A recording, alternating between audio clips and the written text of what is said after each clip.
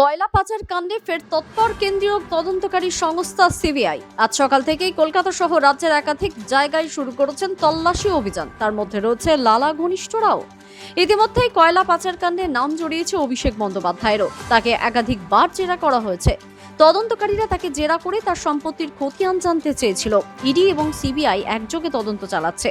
এছাড়াও শাসক দলের একাধিক তাবড় নেতারও নাম জড়িয়েছে কয়লা পাচার কাণ্ডে। কলকাতা, মুর্শিদাবাদ এবং আসানসোল, দুর্গাপুরে একযোগে চলছে তল্লাশির। অনুপ মাঝি ওরফে লালা ঘনিষ্ঠদের বাড়িতেই তল্লাশি চালানো হচ্ছে। শ্যামল সিংহ অবসরপ্রাপ্ত কনস্টেবলের বাড়িতে তল্লাশি চালানো হচ্ছে। তদন্তে বেশ কয়েকজনের নাম পেয়েছেন। তারা প্রভাবশালীদের কাছে টাকা পাঠাতেন এবং মানি হ্যান্ডেলারদের নাম সামনে রেখেই তল্লাশি চালানো হচ্ছে। ভবানীপুরে এক সিআইএসএফ এর প্রাক্তন কনস্টেবলের বাড়িতেও তল্লাশি চালানো হচ্ছে।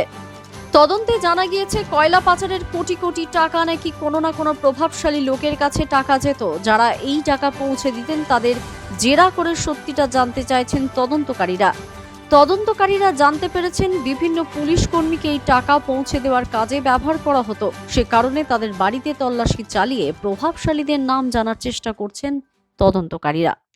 কতদিন থেকে ভাড়া আছে? অনেকদিন ভাড়া আছে এখানে। তাও হ্যাঁ, তাও কদিন ভাড়া আছে আপনার? 18 সাল থেকে আছে। আপনাদেরকে ট্রান্সপোর্টের ব্যবসায়ী বলেছে তাই তো? হ্যাঁ, ট্রান্সপোর্ট আছে। আচ্ছা, আপনি ট্রান্সপোর্ট করেন, জানতেন ট্রান্সপোর্ট করেন? ও ট্রান্সপোর্ট করেন তো? ট্রান্সপোর্ট কোথায় দোকান ওনার? অফিস কোথায় ট্রান্সপোর্টে? এটা আমি বলতে পারবো না। তো অত বলছি সৌরভদা কি আজ বাড়িতে আছেন?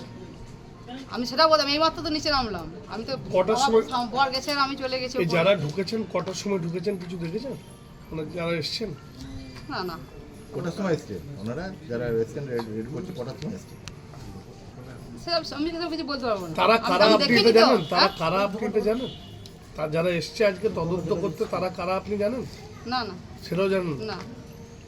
সকাল 7টা নাগাদ হ্যাঁ এটা ঢুকলো, হ্যাঁ, কার? একজন মহিলা সহ আরো 5 জন ঢুকলো।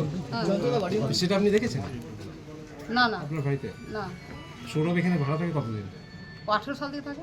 18 সাল থেকে ভাড়া হ্যাঁ, থাকে। আমি ওই বাড়িতে, আমি তো ওই বাড়ি থেকে 17 সালে ঢুকেছি। আমার এক বছর পরে বাড়ি। আচ্ছা, আজকে এখন সেন্ট্রাল ফোর্স এসছে, সিবিআই রেড হচ্ছে, আপনার মানে আপনি কতটা কি জানেন? আমি কিছু জানি না, বলতে পারবো কিছু আপনাকে। তো কিছু জানতেন সৌরভের না, সঙ্গে? কিছু জানতাম না।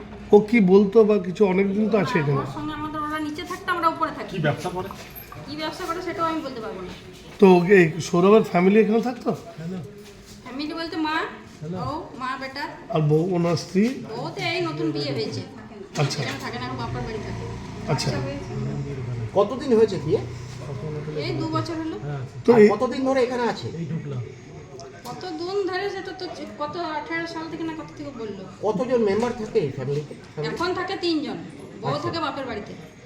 আচ্ছা এমনি বাড়িতে লোকজন যাতায়াত করতে কিছু না, জানেন? এসব কিছু জানি না। আচ্ছা, আজকের ঘটনা সম্বন্ধে কি জানেন একটু? আমি কিছুই জানি না, কিচ্ছু জানি না। আমি থাকি ওইদিকে, আমি আসি এখানে সকালবেলায় আসি, সারাদিন থাকি। সিবিআই এসছে খবর হ্যাঁ, ওই খবর নিতে এসেছি। সিবিআই কেন এসেছে? দ্য সহজ পাঠ, সহজ কথা, সঠিক তথ্য।